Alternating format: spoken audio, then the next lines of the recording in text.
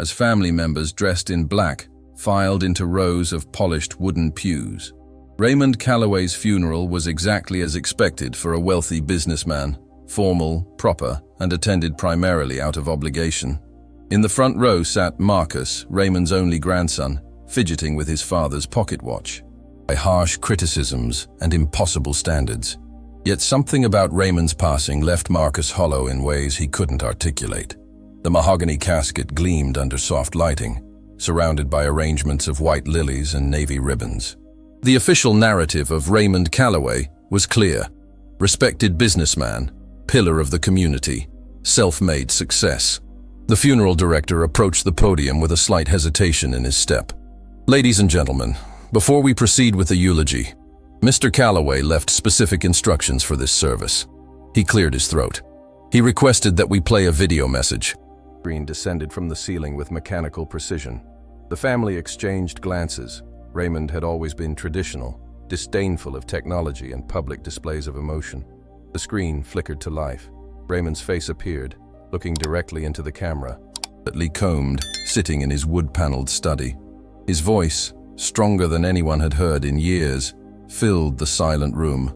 To those gathered to witness my departure from this world, I thank you for your attendance, particularly to the one none of you respected.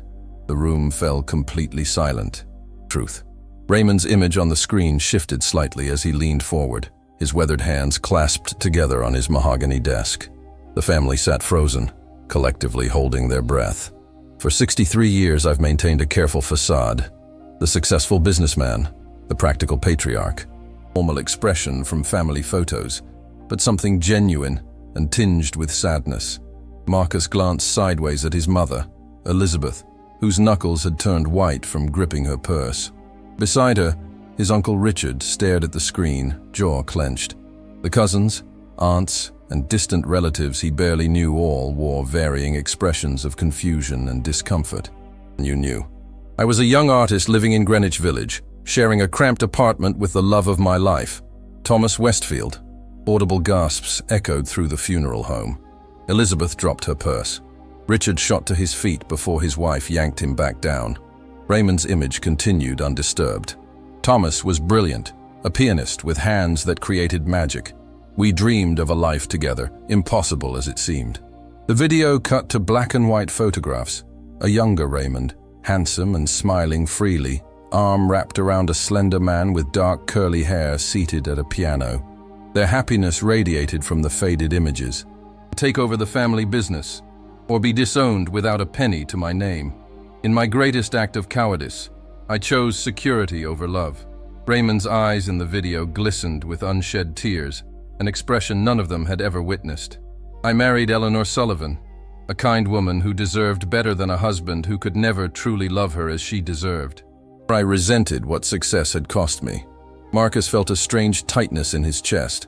His grandmother Eleanor had passed 15 years ago. Quiet, dignified, and according to family lore, perpetually disappointed. Now, her melancholy made painful sense.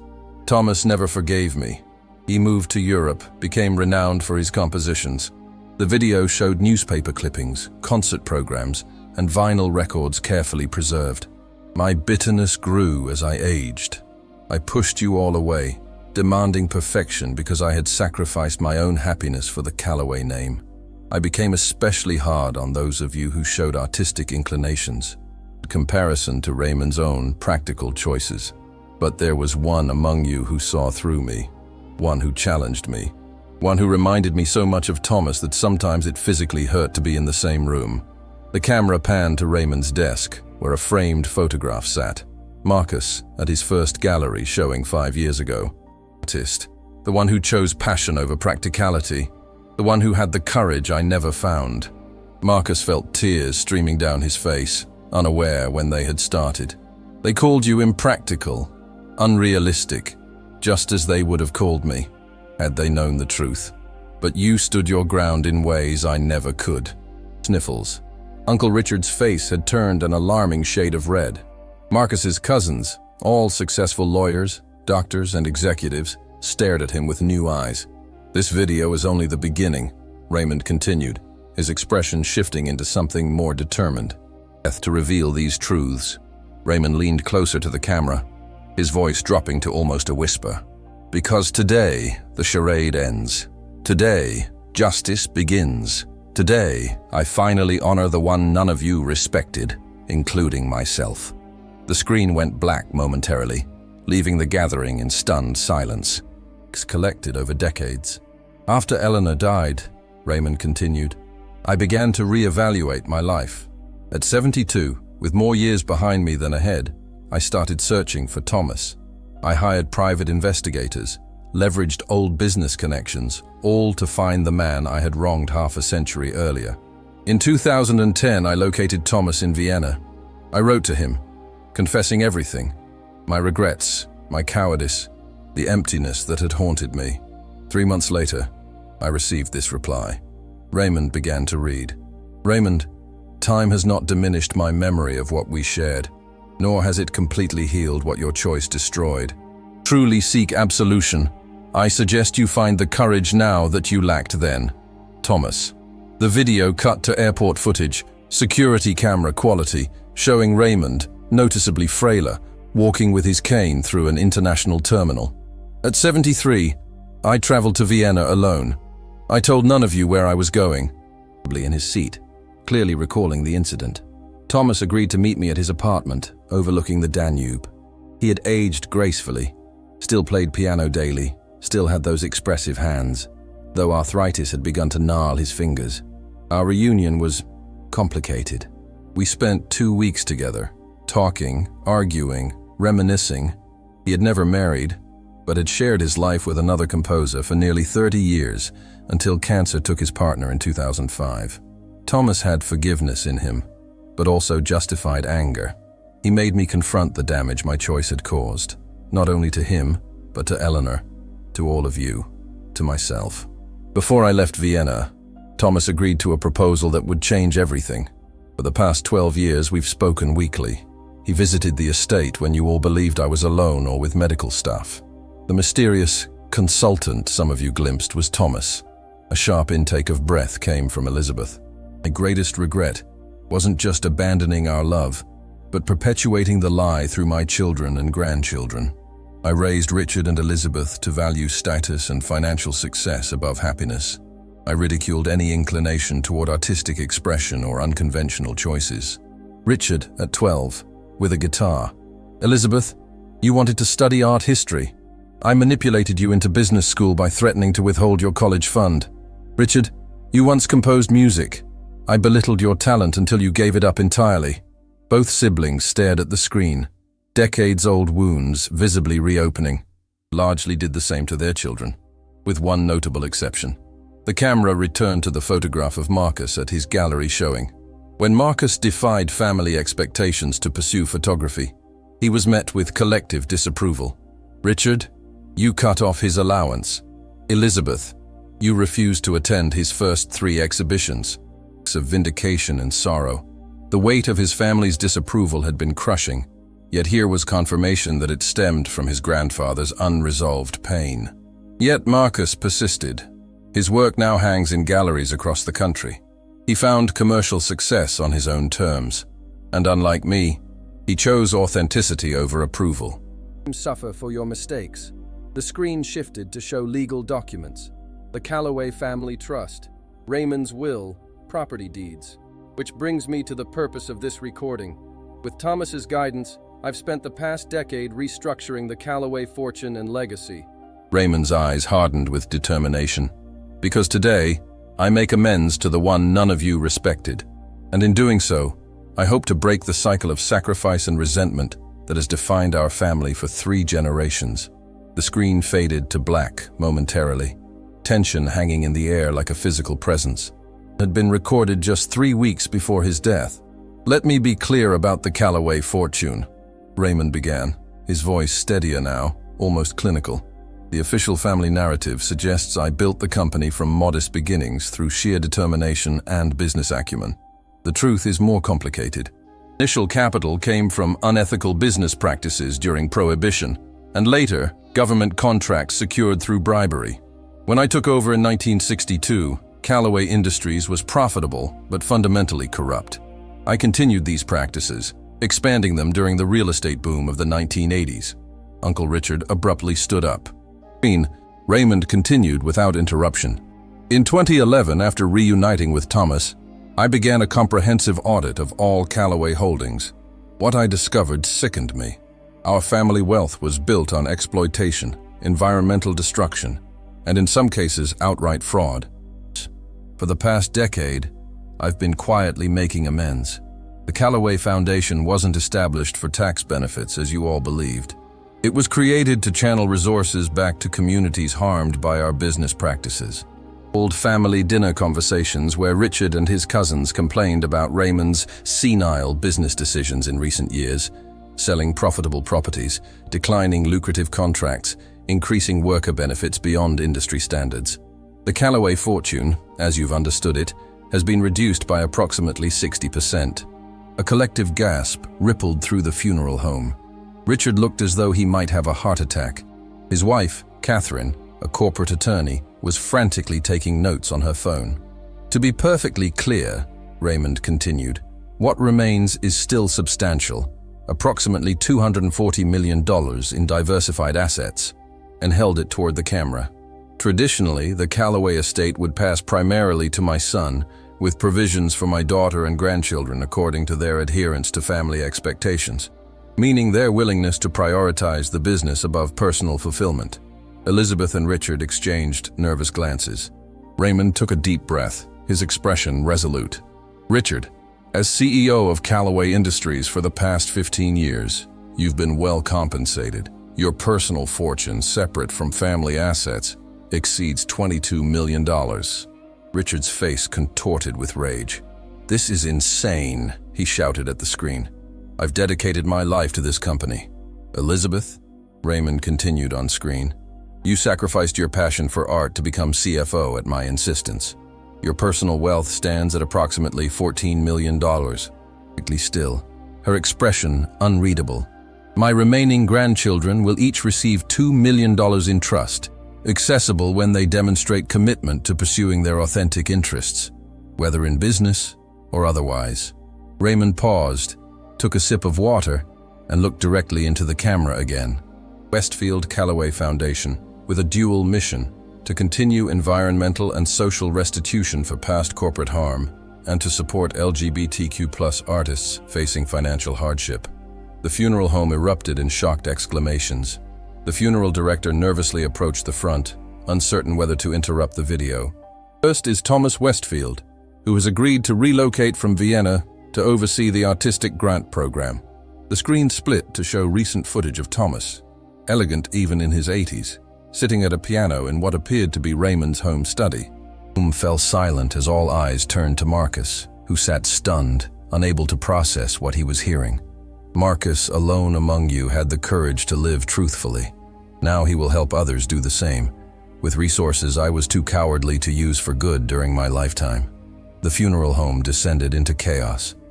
Staring at her hands, extended family members huddled in shocked clusters, whispering urgently. Through it all, the video continued playing. Raymond's expression remained calm, almost serene in the face of the family turmoil he'd anticipated. I recognize this news will be received with anger by some, confusion by others.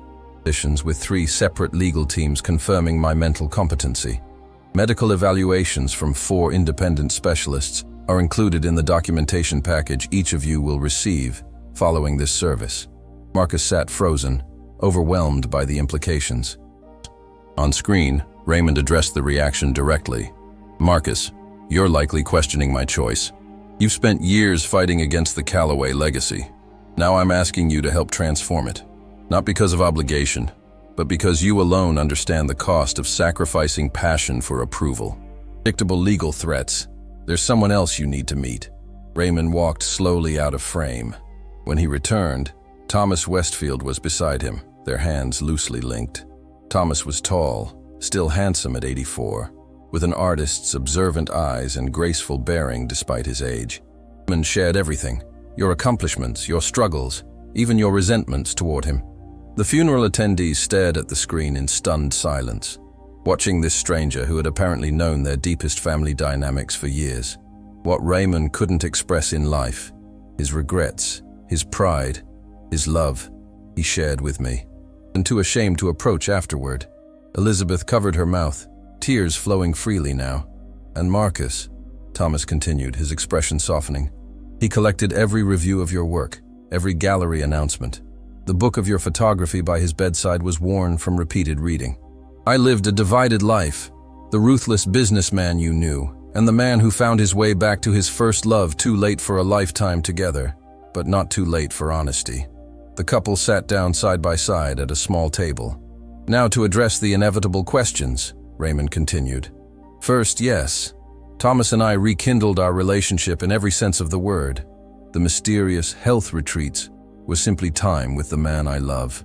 Richard made a disgusted noise, but it was half-hearted, undercut by confusion.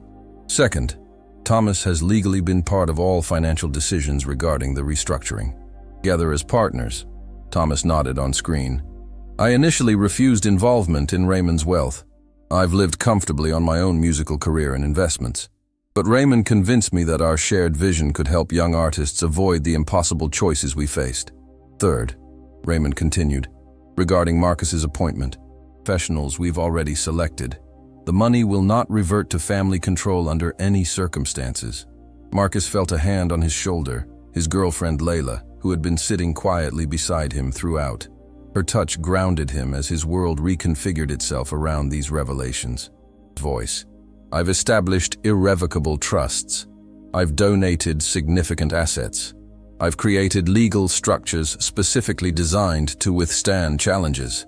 More importantly, I've documented family history in explicit detail, including business practices that would devastate the Callaway reputation if made public. Thomas placed a calming hand on Raymond's arm. It's about ensuring that the Callaway name finally stands for something worthy. Thomas spoke again, his voice gentle but firm. Raymond hoped that after the shock fades, you might understand that he's offering something more valuable than money, a chance to live without the constraints that damaged him, that damaged many of you. I failed all of you in life, Raymond said quietly. I hope this final act might begin to make amends, not just to Thomas, not just to Marcus, but to each of you who sacrificed authenticity on the altar of Callaway expectations. The funeral home had fallen silent, the initial outrage giving way to stunned contemplation. There's more you need to understand about the Callaway legacy and the Foundation's true purpose, he said. Thomas, would you explain what we discovered in the archives? Thomas nodded, pulling out a leather portfolio. When Raymond began his redemption project, we conducted a thorough investigation of all Callaway holdings. A series of photographs appeared on screen, a small industrial town, factory smokestacks, and then more disturbing images, children with unusual rashes, hospital wards, environmental testing sites. The Millfield facility manufactured industrial solvents. Official record shows that Callaway Industries paid a modest fine and contributed to a community health fund. Richard shifted uncomfortably. As a junior executive in the 1990s, he had overseen the final settlement payments to Millfield. Officials to minimize liability. They calculated that settlements for illness would cost less than proper environmental protocols. Photographs of memo pages appeared, with damning passages highlighted. When Raymond took over, he continued the cover-up, expanding it to include buying property through shell companies to prevent soil testing. His own trust fund, his education, his privileged life, all potentially funded by this suffering. I was directly responsible, Raymond said, his voice heavy with remorse. Not just for continuing my father's corruption, but for expanding it. I prioritized company survival over human lives. Raymond picked up a document. Environmental remediation of the entire affected watershed and economic redevelopment for a town decimated by our actions. He looked directly into the camera. Richard, I know you're familiar with Millfield. The legacy costs you've complained about for years were partial payments to victims. His wife was whispering frantically in his ear. Elizabeth, Raymond continued, the offshore account you've managed since 2010, the one you believed was for tax purposes, has actually been building the Millfield Restoration Fund. You've unknowingly been part of the beginning of atonement. Elizabeth looked stunned, mental calculations visibly racing behind her eyes. The foundation has mapped out a 15-year plan to address each one. Raymond cleared his throat. Marcus, this is why I need you specifically.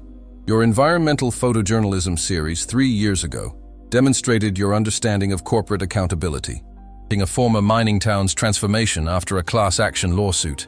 The work had won awards, but earned him more criticism from the family for attacking businesses like ours. The foundation needs someone who understands both worlds, the corporate mindset that caused this damage and the artistic vision to document healing. The Calloway family wasn't just facing a redistribution of wealth, they were confronting their complicity in decades of harm. The video shifted again, showing Raymond and Thomas at the Calloway estate garden.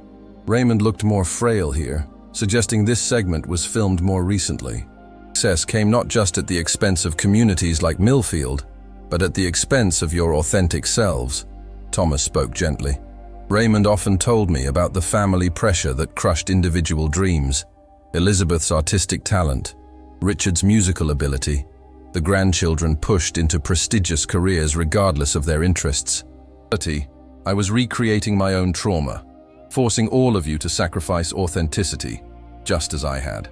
The camera panned across family photographs spanning decades, formal portraits where smiles never reached eyes, graduations where achievements masked resignation, weddings that celebrated suitable matches rather than love.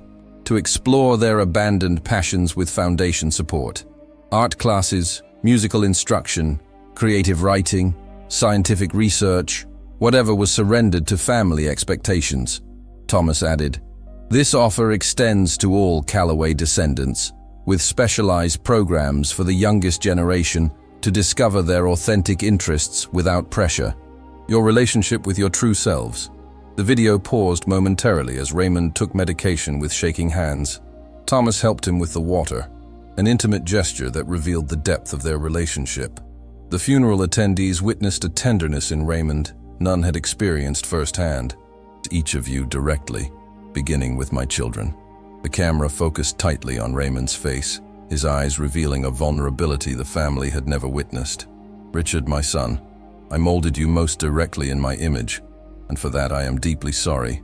Your natural compassion and creativity were systematically broken by my criticism. In the funeral home, Richard sat rigid, jaw clenched. I saw myself in your musical talent, the passion I abandoned for business. So, I ensured you abandoned it too, making you complicit in my own surrender. The antique violin in your inheritance package was Thomas's gift to me in 1958. I kept it all these years, unable to play it, unable to discard it. He trembled slightly. His wife Catherine looked at him with surprise. In 30 years of marriage, he had never mentioned playing violin. Elizabeth, my daughter, you suffered differently under my expectations. I dismissed your artistic sensibilities as frivolous, your empathy as weakness. Elizabeth dabbed at her eyes, her perfectly composed facade cracking. The vault in my study contains your childhood paintings, every single one. I told you I'd discarded them, but I couldn't bear to destroy such beauty, even as I destroyed your confidence in creating it. Looking past his immediate family, to my grandchildren, except Marcus, I was largely a distant figure of judgment. Your accomplishments were measured against impossible standards, your individuality subordinated to the Calloway name. The cousins, successful doctors, lawyers, executives, stirred uncomfortably in their seats. Raymond's revelation caused Marcus's cousin to gasp audibly. Your passion for conservation reminded me too much of my own abandoned principles. The foundation will continue supporting your firm's work against corporate polluters, including cases against Calloway legacy holdings. Revelation, the atmosphere in the funeral home shifted, initial outrage giving way to confusion, then to a complicated grief for what might have been. Marcus, Raymond said finally, his expression softening. You alone defied me. When I cut your funding, you worked 3 jobs to pay for photography equipment. Boards exposing corporate negligence. Marcus felt a complex wave of emotions. Vindication, tangled with grief. Anger with an unexpected sense of connection to the grandfather he'd never truly known. Courage. You chose the path I abandoned. You loved authentically when I could not. You created beauty, while I accumulated wealth, built on suffering. Thomas placed a hand on Raymond's shoulder, supporting him both physically and emotionally.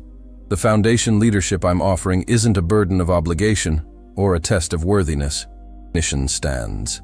The video shifted to show Thomas alone, Raymond apparently needing to rest. "I'd like to speak directly to Marcus, if I may," Thomas said gently. "Your grandfather spoke of you constantly these past years.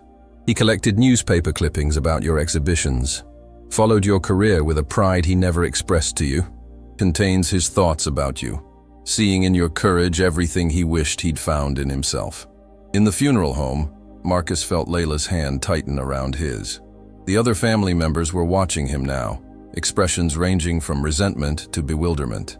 "They understood your choices, not to bring you back to their value system, but perhaps to lead some of them toward yours." Thomas opened the journal, his finger marking a specific page. He wrote here, "Marcus doesn't need my money or my approval, but for the world's benefit." The screen faded momentarily to Raymond's empty study, his absence palpable in the silent room. The video resumed showing Raymond's garden at sunset. He sat in a wheelchair now, a visible decline from earlier segments. Thomas stood behind him, hands resting protectively on his shoulders. He gestured to Thomas, who produced a manila envelope. "2 months ago, I received this package anonymously. It contains evidence that Callaway Industries' current pharmaceutical division has been falsifying clinical trial data for a new arthritis medication awaiting FDA approval." Richard shot to his feet. The funeral director looked helplessly at the attorney who had accompanied Richard, who shook his head slightly. The video continued.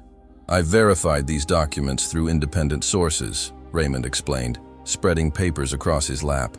"It could cause significant harm to patients." Photographs of internal memos appeared on screen, with highlighted sections detailing statistical manipulations and omitted adverse events. "Richard, as CEO, you may not have direct knowledge of this situation." On from red with anger to ashen with fear. His attorney was frantically typing on his phone. "I've placed all evidence in escrow with 3 separate law firms, with instructions to release the information to regulatory authorities and media outlets 1 month from today, unless Callaway Industries voluntarily withdraws the application and discloses pressure. It also provides a critical first test of whether the family will continue business as usual or begin the difficult path toward integrity." The implications hung heavy in the air. Involved. "To be absolutely clear," Raymond continued, "this situation arose after I stepped back from day-to-day operations. I'm not implying Richard directed this deception, but as CEO, he bears responsibility for the corporate culture that made it possible, a culture I created and fostered during my tenure. Created a constant susurration throughout the room. Marcus, this situation illustrates why the Foundation's work must extend beyond financial restitution. The Callaway approach to business has become systemic, outlasting any individual leader. The Foundation must not only address past harms, but actively work to prevent future ones. Search and create accountability structures for companies with histories of regulatory violations." Raymond shifted painfully in his wheelchair. "I understand this places Richard in a difficult position. The Foundation will effectively be monitoring the company he leads. Callaway Industries Ethical Remediation Plan. These documents outline a 5-year transition process for all remaining Callaway holdings. The Foundation will offer resources, expertise, and financial support to help the company transform its practices. Whether leadership embraces this opportunity or resists it will determine the Foundation's approach. Those that refuse will become targets for the Foundation's corporate accountability campaigns." The strategy was becoming clear. Raymond had designed a system where the family business would either reform or face public pressure from the very foundation bearing the family name. "Prioritizing profit and power as I did, or you can lead the company toward redemption, however difficult and costly that path may be." Richard's expression was unreadable, a mask of practiced corporate composure hiding whatever turmoil churned beneath. "The Foundation will provide analysis showing how ethical restructuring creates long-term stability and value, but the immediate financial impact will require careful management." Elizabeth sat perfectly still, her finance-trained mind clearly calculating implications, costs, risks. "The Foundation has identified board allies who support ethical transformation, and potential new directors who can guide the process. The funeral had transformed from a simple memorial into something far more consequential, a pivotal moment for the family's business empire, reputation, and future. Decades of ethical compromises became normalized. Thomas gently squeezed Raymond's shoulder as he concluded, "The Calloway name can continue representing wealth accumulated through harm, or it can become synonymous with corporate responsibility and restoration. That choice now lies with all of you." Final weeks. Thomas sat beside the bed, their hands intertwined atop the covers. "Beyond business ethics and environmental remediation," Raymond began, "there's a more personal dimension to the Foundation's work, one that centers on healing the fractures within our family itself, on moments of connection that had been rare in the Calloway household. The Calloway family structure has always prioritized hierarchy over harmony, achievement over acceptance. I imposed this system, but it's taken on a life of its own, creating deep divisions that persist even when I'm no longer enforcing them." Richard and Elizabeth maintained physical and emotional distance. Only Marcus and Layla sat with genuine intimacy, her hand still firmly in his. "Marcus, you've experienced the most obvious rejection, open criticism and exclusion from family events because of your career choices. But you're not the only one suffering from our family's conditional acceptance. Alexandra, your environmental law practice alienated you from the family inner circle despite your professional success. Jonathan, your divorce after just 2 years triggered quiet shunning at family gatherings because Calloways don't fail at marriage." Each cousin mentioned reacted with subtle tells, widened eyes, tightened lips, slight nods, confirming Raymond's uncomfortable accuracy. Most troubling is how these divisions perpetuate into the next generation. Character or happiness. Thomas produced a document titled Calloway Family Reconciliation Initiative. The foundation includes funding for regular family retreats designed specifically to heal these patterns, Thomas explained. Facilitators specializing in family systems and generational trauma. Raymond shifted painfully in the bed. "Participation is entirely voluntary. Some of you may want nothing to do with this process, which is your right. But for those interested in breaking these cycles before they damage another generation, the resources will be available. Grave what I broke during my life. But I've learned that healing begins with acknowledging harm, not denying it. My hope is that you might find ways to connect authentically without the distorting pressure of my expectations." "Marcus," Raymond continued, "this aspect of the foundation may prove most challenging for you. You've created necessary distance from family dysfunction to protect yourself. The Reconciliation Initiative might feel like pressure to reconnect with those who hurt you. Entirely on your terms. The foundation structure ensures you can recuse yourself from family initiatives while focusing on environmental and artistic programs. Thomas will oversee the family reconciliation work if you prefer distance."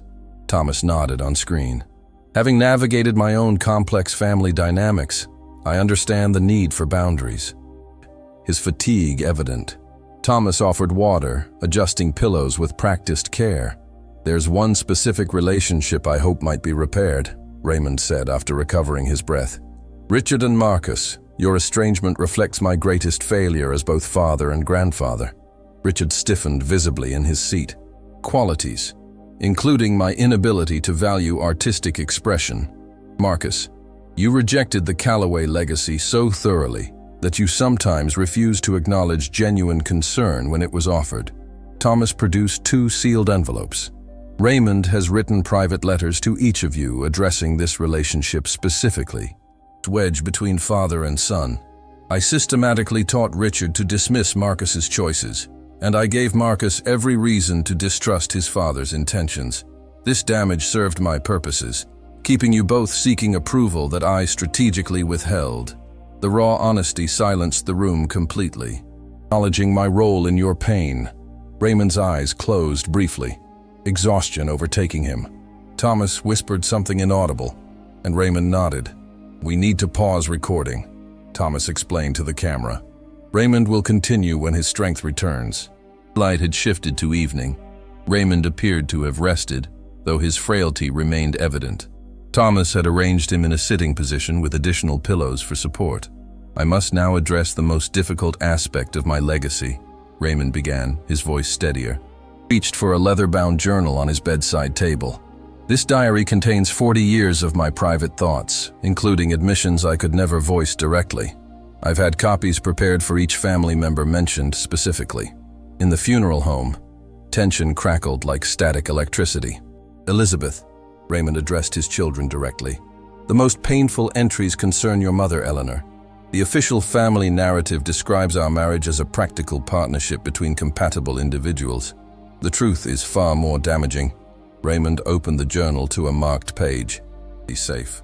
Rather than admitting the truth, I gaslit her, convinced her she was being paranoid, irrational, unstable. Elizabeth covered her mouth, tears streaming down her face. When she persisted, I used my influence to have her briefly committed to a private psychiatric facility. Richard stood abruptly, his face contorted with rage. "You bastard!" he shouted at the screen. "Upon Eleanor's release, I controlled her access to finances, friends, and eventually her own children. I systematically isolated her under the guise of recovery, ensuring she would never again threaten my carefully constructed public image."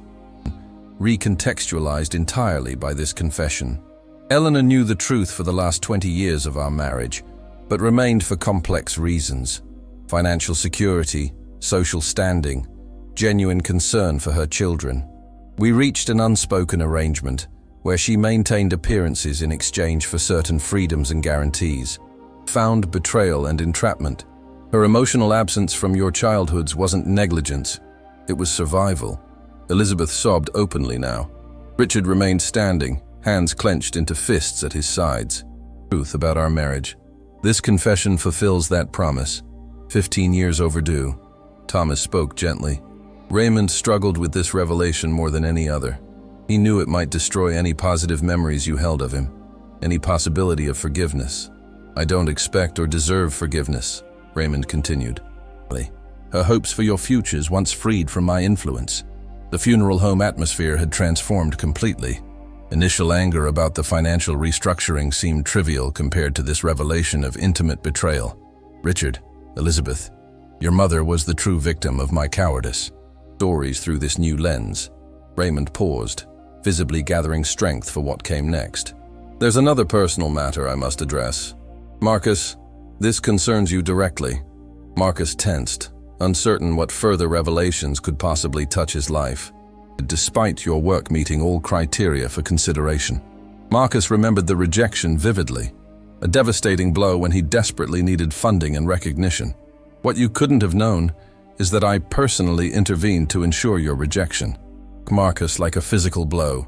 That rejection had nearly ended his career before it began, forcing him to work exhausting side jobs, delaying his professional development by years. "I convinced myself it was for your own good, that struggle would either strengthen your resolve or guide you toward more practical pursuits." Thomas placed a comforting hand on Raymond's shoulder. "When Raymond confessed this to me, it became a turning point in his redemption journey. He realized how deeply his self-hatred had corrupted his relationship with the person who most resembled his authentic self. I cannot undo that harm," Raymond acknowledged. "It's inadequate compensation for years of unnecessary struggle, but it acknowledges the wrong done." Marcus felt Layla's arm around his shoulders, grounding him as emotions threatened to overwhelm his carefully maintained composure.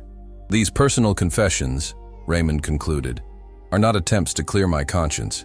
Manipulation, lies told, opportunities deliberately sabotaged. Reading it will be painful, but perhaps necessary." The video faded momentarily, allowing the weight of these revelations to settle across the stunned funeral gathering. Thomas stood beside him, one hand resting gently on his shoulder. The timestamp indicated this was filmed just 1 week before Raymond's death. Video ends. "When you all leave this funeral and must decide how to respond to everything you've learned." The camera panned to show legal documents arranged on a table beside him. "I anticipate 3 primary reactions," Raymond continued. "Some will pursue legal challenges to the will and foundation structure, attempting to restore the traditional inheritance patterns, engage with the foundation's mission, testing whether redemption is possible for the Callaway name." Raymond managed a small, knowing smile. "All these responses are valid. I've designed the legal framework to accommodate each, while still ensuring the Foundation's core mission remains protected. This ensures no Foundation resources are diverted from community work to legal defense. This isn't reverse psychology, Raymond clarified. I genuinely recognize your right to contest my decisions. I only ask that you consider whether fighting for a larger portion of wealth built on harm serves your true interests, financial or spiritual. Callaway future. For those who choose public rejection of my legacy, both the harmful and redemptive aspects, the Foundation includes a name change provision. Any family member can legally distance themselves from the Callaway name while retaining their individual inheritance. Raymond gestured to Thomas, who produced more documents for involvement. From board positions to project-specific roles to simply providing input on community initiatives, Raymond's expression grew more solemn. Now I must address Marcus directly, as the named Foundation director. Marcus straightened in his seat, feeling the weight of what was coming. Distancing yourself from. It means working alongside family members who dismissed your choices and values. It means carrying the burden of redemption for sins you didn't commit. The camera tightened on Raymond's face, his eyes revealing a vulnerability that had never been visible during his life. You would be entirely justified in refusing this role. Thomas nodded confirmation. The Foundation will fulfill its purpose with or without family involvement. Raymond was adamant that no one, including you, Marcus, should feel obligated to sacrifice their autonomy or principles. To restoration, your artistic and environmental vision would guide resources previously used to generate profit regardless of harm. Raymond's hands trembled slightly as he lifted a small wooden box from beside his chair. This contains something I've kept hidden for 60 years, the only personal possession I took when I left my life with Thomas. Around my neck for decades, hidden beneath business suits and ties, a secret reminder of the authentic life I abandoned. Raymond removed the key, holding it toward the camera. I'm leaving this to you, Marcus, not as pressure to accept the Foundation role, but as recognition that you held onto your authentic self when I could not. Funeral home, Marcus felt tears streaming down his face. The simple brass key symbolized something profound, not just his grandfather's regret, but recognition of Marcus's own difficult journey.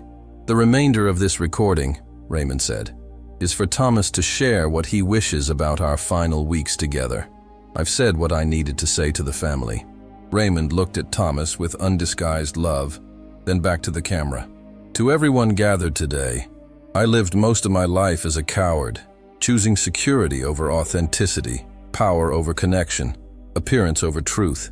Hand, their fingers intertwining with practiced ease.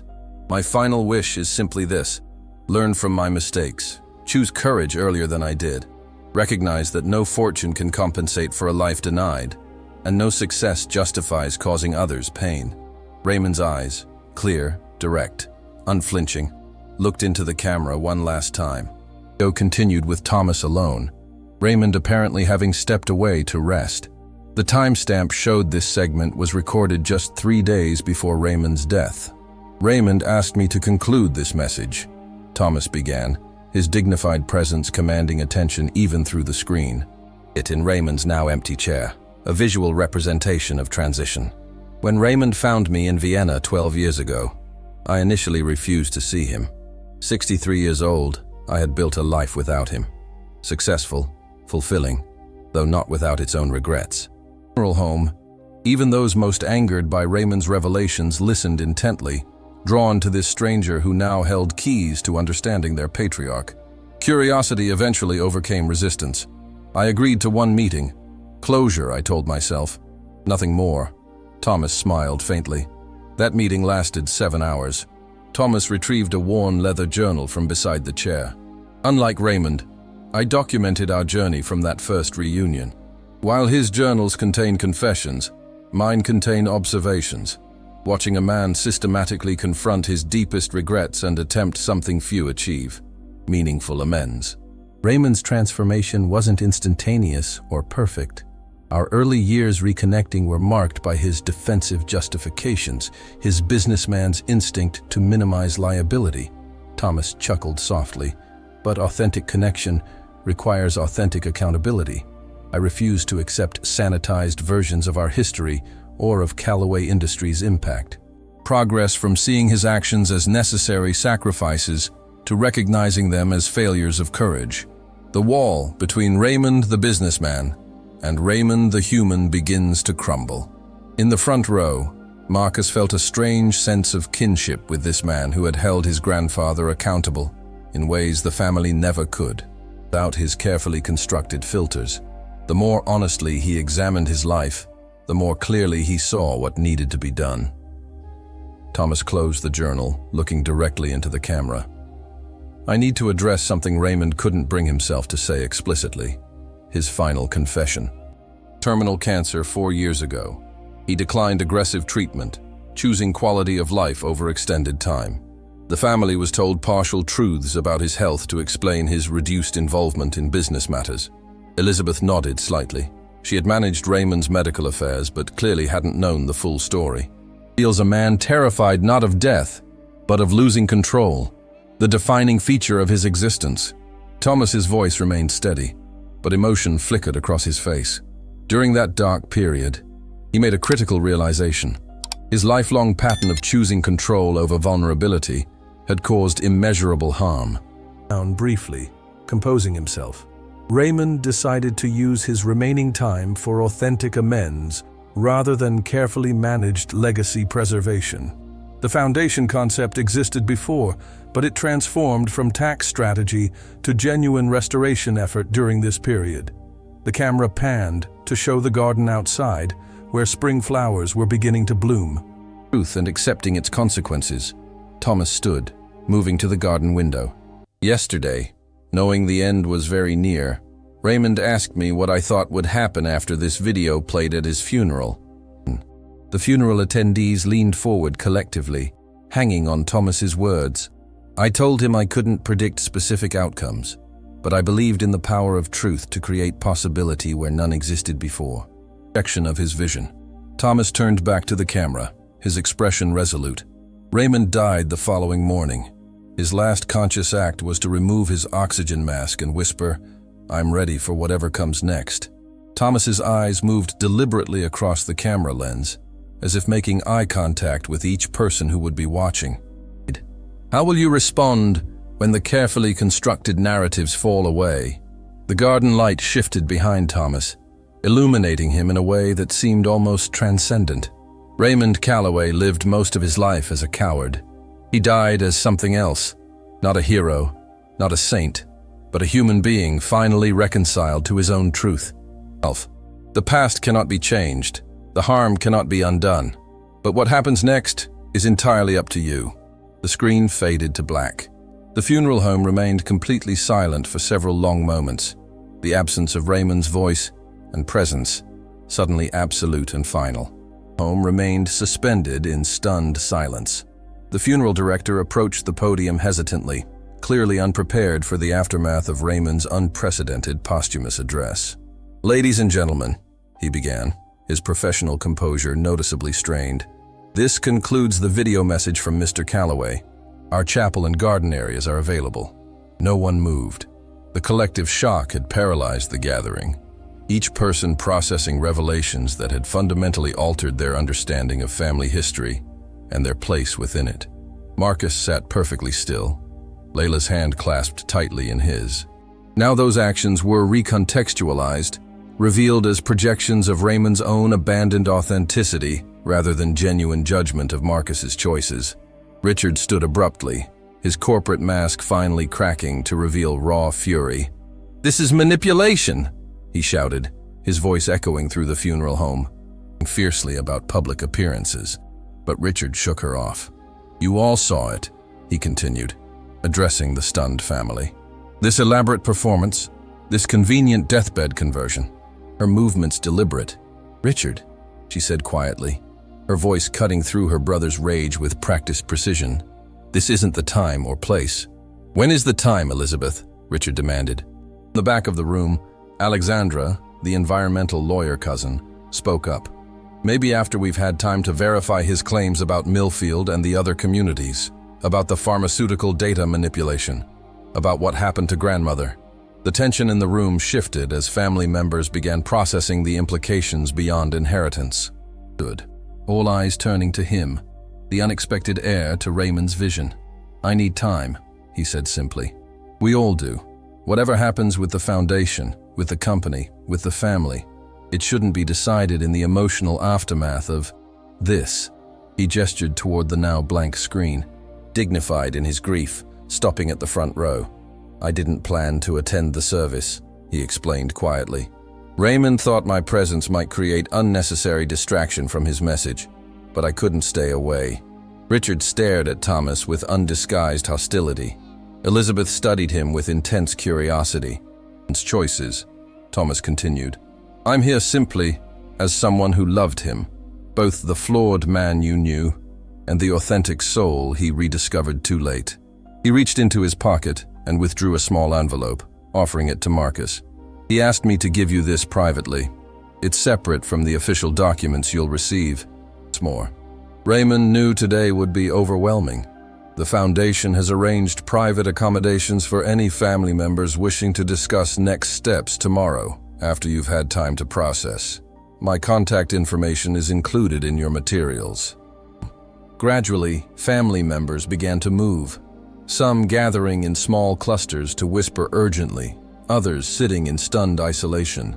The clear battle lines that would define the coming weeks and months were already forming. Marcus slipped the envelope into his pocket, knowing instinctively he would open it alone later.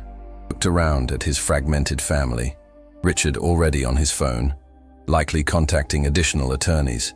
Elizabeth sitting perfectly straight, her finance-trained mind calculating implications. Cousins divided between opportunity and outrage. "I'm thinking that whether I accept his offer or not, nothing will ever be the same," Marcus replied. "For any of us." The brass key Raymond had kept for 60 years, the tangible symbol of authenticity abandoned, and perhaps finally reclaimed. Raymond Calloway spent his life accumulating wealth and power at tremendous cost, Marcus said quietly. "Now we all have to decide what's actually valuable." "My grandfather," he whispered. "I never understood you in life. Maybe now I can begin to." Outside, spring sunshine broke through the clouds, illuminating the Calloway family as they emerged, each forever changed by truths spoken too late, yet perhaps just in time. To a close, I invite you to reflect on the themes that have unfolded in this tale of family secrets, redemption, and authentic living. What hidden truths might we be avoiding in our own relationships? Is it ever too late for genuine amends? Marcus now stands at a crossroads, holding both his grandfather's brass key and the opportunity to transform the Calloway legacy, confronted with difficult truths. If you've connected with this story of posthumous revelations and family reckoning, I encourage you to explore other tales of redemption, identity, and the courage to live authentically. Stories have remarkable power to help us examine our own lives through different lenses. Offer, would you forgive the past, or would you choose a different path entirely? Subscribe to follow more stories that explore the complicated relationships between truth, power, and authentic living.